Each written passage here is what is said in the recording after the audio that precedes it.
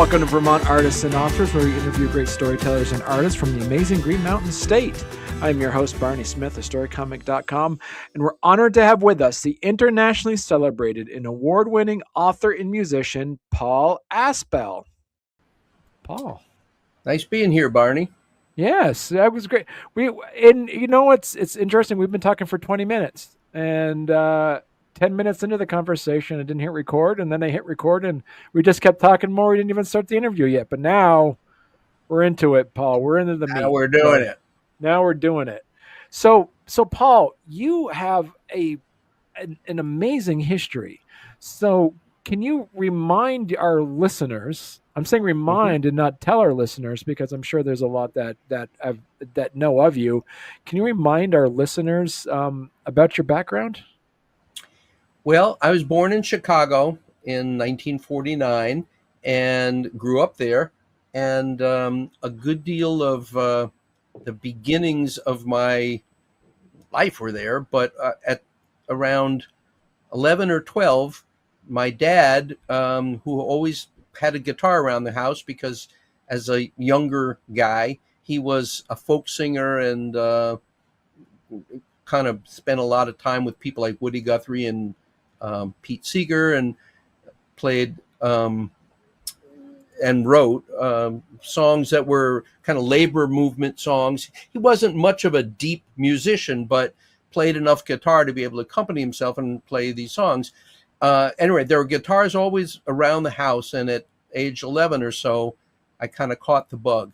And considerably later, maybe about when I was about 17, I started going to blues clubs, and wasn't long after that I was hired to play rhythm guitar for a number of the blues people that had previously been heroes and, kind of, I won't say role models necessarily, but people that I admired greatly. And when I started playing with them and started getting hired and kind of entering the world of music through those blues clubs, sort of put a stamp on my life, and that's kind of where I went. Okay. Now, so what motivated you to compile your essays into a published book called Stages? Well, I have to say I never set about to write a book. That was the farthest thing from my mind, but I was often writing little pieces. I guess essays is probably the best word to use. You used it, and I think it's an apt one. Was about various things that were, anecdotes that had happened to me in the past. Often I would kind of see in those anecdotes some larger truth or something like that was part of, that you could easily extrapolate, and somebody who wasn't a musician could understand and appreciate. And I would often try to, I won't say a moral, but some larger truth that would be contained within experiences I had. And I started writing stories in that way. And I vividly remember kind of posting them on Facebook over the years. Often I would be perhaps celebrating a birthday of one of the people I had played with who I admired. Sometimes I would be posting about the death of somebody who I admired. Sometimes I'd be talking about a political issue that I was kind of wrestling with myself and trying to see both sides of and stuff like that. And eventually people enjoyed it and were very complimentary of it. And people started saying, so when's the book coming out? And when that came up, I thought, what? That is definitely not what I was picturing myself doing. And I was surprised by it at first, but the chorus kind of continued. And at some point I thought, Paul, maybe they're seeing something that you're destined to do that you aren't. And at some point I kind of said, maybe they're right and I'm wrong. And started thinking about fashioning a book out of a certain number of these essays. And once you put them back to back, there's a lot of tweaking that you have to do to really make it a book. And I asked myself, do I want to do that? And I said yes. So in the last couple of years, I've been spending a lot of time doing that, trying to make an entity out of what otherwise were somewhat, distinct essays. Now, which essay would you say was the most fun or emotional to revisit? Oh gosh. Well, I, w- many of the things happened. I was talking about something that happened in my early life, and sometimes I'd bring it within that essay up to the present. But one essay that I specifically wrote, which in the book is called "Big Mama Thornton on Her Hound Dog Cadenza." And that relates to a gig that I was hired to do here in Vermont when I moved here, um, with a woman named Big Mama Thornton, who's a kind of a legendary blues woman. She was the person who first recorded the song Hound Dog, that, of course, gets associated with Elvis Presley, and that's what everybody would think. It's his song. It's really her song. At any rate, playing with her at Goddard College was one of those countercultural, cross cultural things that it was hysterically funny. It was also kind of uh, what's the right word? It was just a juxtaposition of cultures that was really wacky, and I tried to capture that in my story, and I did it there better than I'm doing here. Because you've worked with a lot and met with a lot of musical legends, and you've That's had some good moments. Can you share Mhm. a memory playing with Muddy Waters or Howling Wolf? Well, on with Muddy Waters, I played with on a record called Fathers and Sons that was conceived to be a way in which Muddy, who was one of the fathers, recorded with, quote, some of his sons, namely Paul Butterfield and Mike Bloomfield, who were people I knew and later I worked with. And so the idea was to put the kind of older generation bluesmen with younger and often white blues players and people who had kind of made more a dent in our culture, in part because I think they were white, and Mm. in part because young people tend to like younger musicians and watching them on stage more than they do old people, I think. And so Muddy Waters, this was a way of introducing Muddy Waters to a world that knew Paul Butterfield more than Muddy Waters. And anyway, I was asked to play on that record, and I was also asked to play on what sort of a follow-up record that was Howlin' Wolf. It was called the Howlin' Wolf London Sessions, or the London Howlin' Wolf Sessions, and that is one of the ones that I write at length about in my book, because I was asked to overdub some things that basically replaced a part of Eric Clapton's track on that recording, and it's just I I I wanted to write it because I thought it would be an insight into the kind of backstage, so to speak, of how recordings actually get made in the world that we live in now, where it's not necessarily all everyone in one room and the camera and the tape machine go off and boom, there's your record. It's the first step in a process, and by illustrating that process of that London Howlin' Wolf session, I thought I Mm. could kind of get people to see backstage kind of how the sausage is made of recording. Was there any like funny or surprising stories from the Chicago blues clubs? Quite a few, actually, and one of them actually was.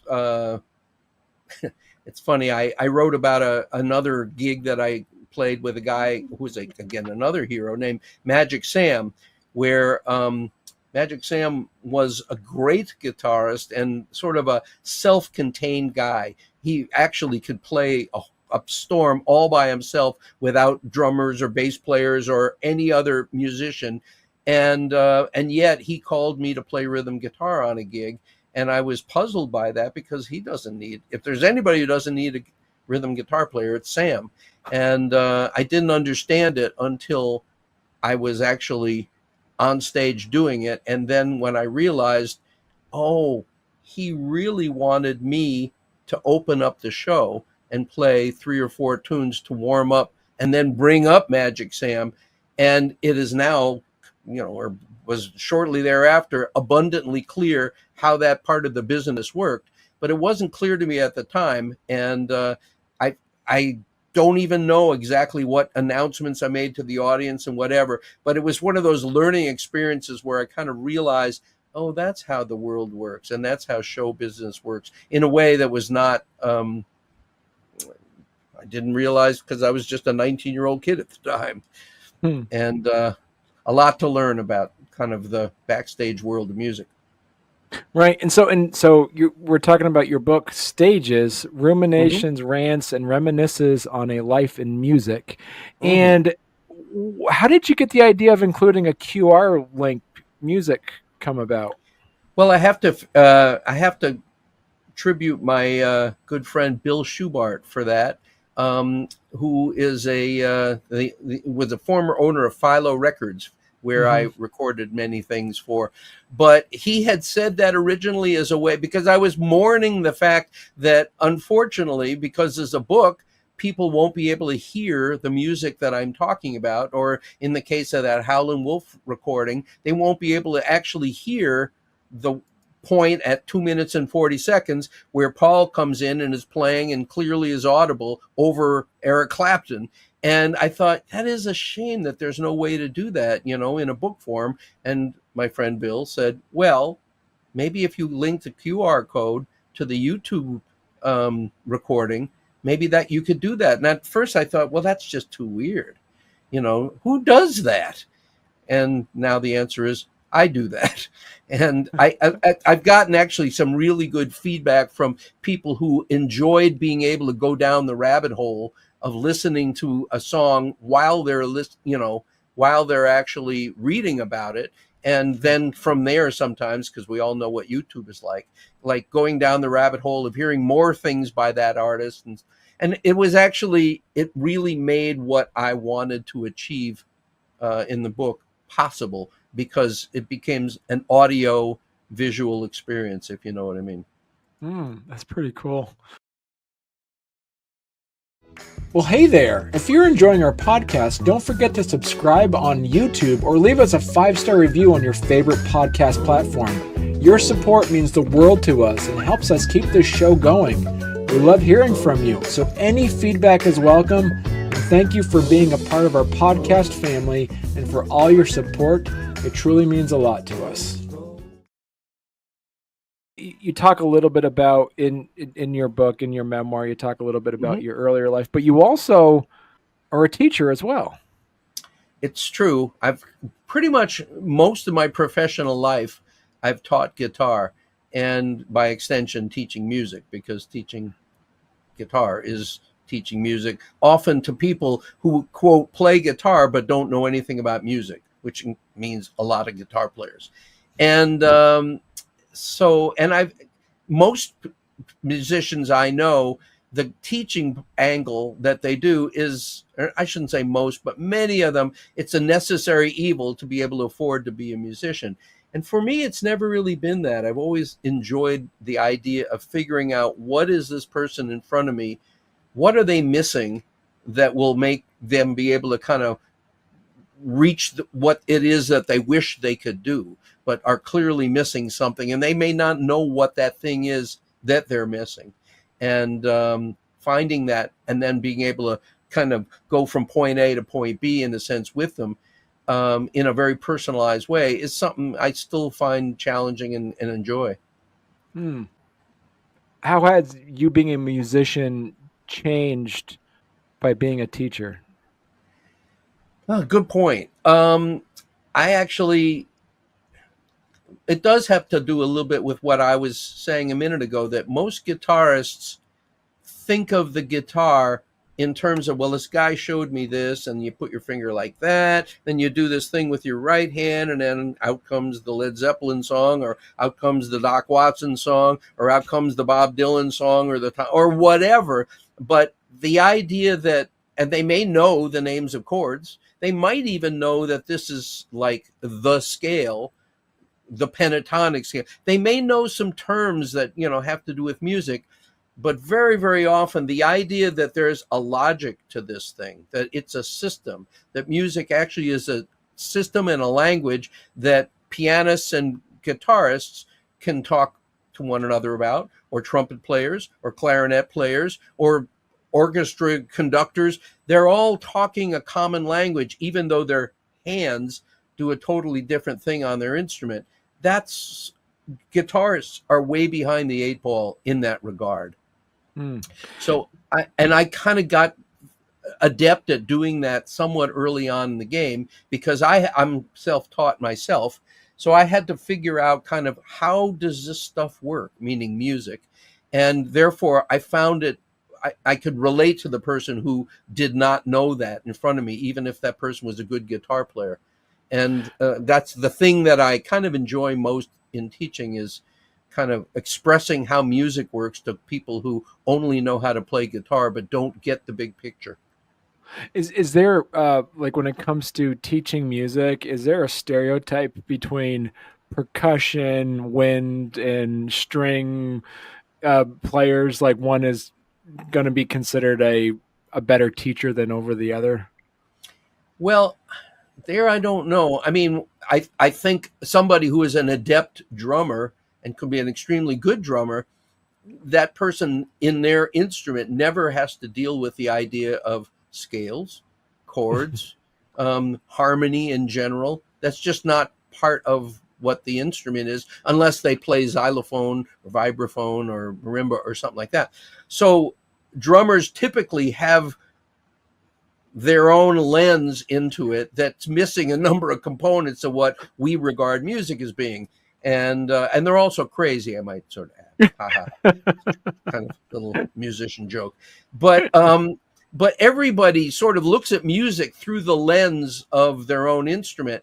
And I have to say that if somebody was looking broad picture at what instrument most gives you a grounding in how music works, as well as being able to play that instrument, I think everyone would agree that the piano is the answer to that, or keyboards. Okay. And All right. guitar somewhat less so, and in fact a lot less so. And so therefore I think it is true that there's not too many pianists out there who can play piano well but don't have a clue as to how the music works or how to express music language to a trumpet player. Right. That is not a characteristic of pianists generally, but it often is of guitarists. Being a musician, how did that prepare you to be an author? I didn't know that it did actually until well, maybe one way to answer that question is that I kind of we all drew straws in one of the bands I played in and play in, the Unknown Blues Band with Big Joe Burrell, although Big Joe is no longer with us. And we felt like we need to do a newsletter to keep people posted on what we're doing. So who's going to do it? Nobody lifted their hand. And so eventually I was sort of the guy that, well, I'll do it, I guess. Let me try it. And I was surprised by how much I enjoyed and got satisfaction out of kind of the well-turned phrase and expressing something well. But also, I was surprised by how much I felt the need to tweak it until it was, quote, just right. And I was surprised I did that, because I'm not surprised that I do that in music. I've done that in music all my life. But Paul, why do you care so much about this sentence? I mean, I understand why you care about this solo, but why do you care about this? This isn't your gig, if you know what I mean.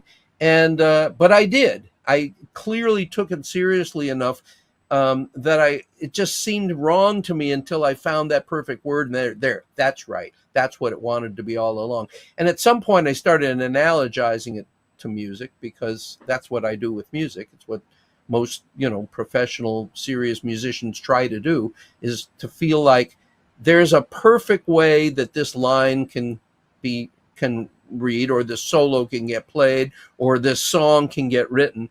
And if it's 98% there, it just bugs you about the 2% that isn't, until that was exactly what it was missing. I've always felt that about music. And once I discovered that, I guess I feel that way about the printed word or the spoken word too.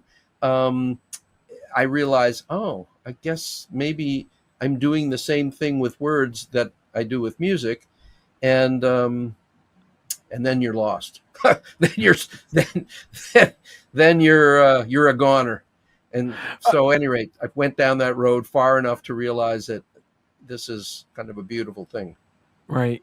Now, was there any stories that you wanted to keep in the book that just didn't make the cut? Well, yeah, that's a good question, and I guess the answer is that there were about 50 sort of candidates, that I had written, and some of them were just, Paul, this is just too short. Sorry, Mm. just and other ones are, this is a little more controversial maybe than you want to take on. A couple of political things that I'd written, which I send my you couldn't read the book and not know where I come down on certain issues facing our nation and the world. But on the other hand, somebody once told me, a guy I really respect, said that, you know, there's a number of these essays, Paul, that nobody but you could have written. And I mean that in a good way, because they're so personal to you. And one or two of these pieces, they're really good, but other people could have written them. They're, Mm. not unlike what you see in, I don't know, the New York Times current events section, or an op-ed piece or something. And he said, they're good, but they're not as uniquely you as these other things are. So maybe it's not so much that you should take that out because it's controversial, but you just may not want to, you may want to make this more highly personalized. And actually that won the argument, so to speak, at some point. So I did remove one or two things that were sort of more political and sort of exploratory, for that reason. Mm. But I Oh. still have stuff in the can, so to speak, for, that, who knows, maybe if I want to be another 5 years of masochism, I might do another one. And also, too, was there any photos that didn't make the cut that you kind of wanted to keep in? Yeah. Yeah, I Yeah. would like to have had even more photos. There was a lot, as you know, because you saw the book. There's a lot of kind of archival photos that, for me, are a big part of it, because there's a lot of people who, for example, like you're writing about Magic Sam, Paul, and I've heard his name, but like, what's he look like? Why put me in the picture, so to speak? Give me, if you can't bring me to the blues club and make me sort of see the guy on stage, at least put in some pictures that tell 1,000 words, like that expression. And I really wanted to do that. And one thing I realized, because you have to pay photo licensing for a lot of these pictures, if you want to do it right and not get sued, and also do the ethical thing. And there was just not enough in the budget to do as many photos as I otherwise would have liked to. So yeah. Mm. And so, how do you present the book too? It's like, have you done book readings and things with that? Yeah, I'm starting to do a number of those book readings. In fact, one of the things that, as we're talking about here, um, that I wish I could do is sort of present the whole thing in a very multimedia fashion, Mm. where you sort of hear the music as we're talking about, and you also sort of read the words, but also see photos, or in many cases illustrations, that kind of put you in the picture.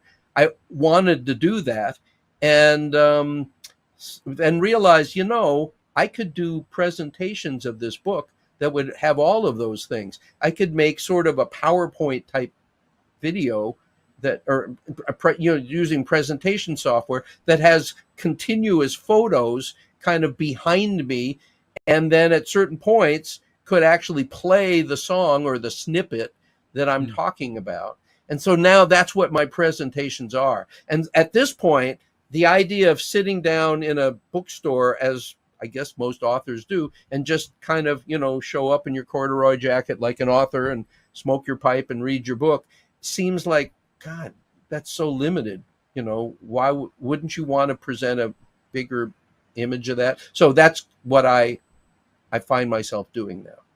Okay. And what legacy do you hope Stages creates for, say, like American roots music? Well, I'm not going to flatter myself into thinking that, I the world does not need another person kind of talking about American roots music and creating interest in it, because I think the world in many respects has discovered it, thank God. But I do think that there are certain artists that I have played with where I think looking at them from a more personal angle, and particularly sort of seeing how they've affected my life, I try to make it a very, very general thing that I'm talking about. It's not just like an anecdote for me. It's sort of a way of looking at the world through the lens of an experience that you have, and also growing up in a through having those experiences. That's what I feel I've done, and it's what I try to get across in the book. Okay. Now, so Paul, what advice would you give musicians who are thinking about writing their own memoirs? Don't do it. uh, you're going to put a lot, you're going to put a lot of time into doing this enterprise. And one of the things that at least I certainly did, and it does kind of split your time a little bit. On the other hand, I feel like striving for the perfect expression of something in words is really analogous to the musical skill set. And if you try to do that with words, I bet you'll do it a little bit better in your music, whether it be writing songs or whether it be playing a solo, someplace. Kind of that idea of it's not necessarily that the more words the better. That the 1,000-page book is not necessarily better than a 100-page book, but trying to crystallize an idea into saying it perfectly in just the right amount of words, just no more, no less, perfectly chosen. That's a musical lesson as well as a writing lesson. And I think it can make you a better musician if you attempt to do that. So Paul, if people want to learn more about you and your work, where is the best place they could go to? Well, one of the things they could do, and I encourage people to do so, and I'm having a little bit of trouble with my website right now, but it is www.paulasbell.com, PAULASBELL.com. And there's kind of there's probably way too much content on it, talking about the 4 CDs I have, what guitars I played on this song on that CD, where this song comes from, how I first learned it. Thank you. What I'm trying to do, with my music in that regard. And there's just a bunch of stuff on there. It's a info, filled website. I've been chided for that a number of times. Oh, there's all of the reviews and stuff, anything you'd probably want to know about my career is there somewhere. But what I'd also like it to be is I'm always tipping my hat to the people that inspired me, and hopefully that comes across on the website as well.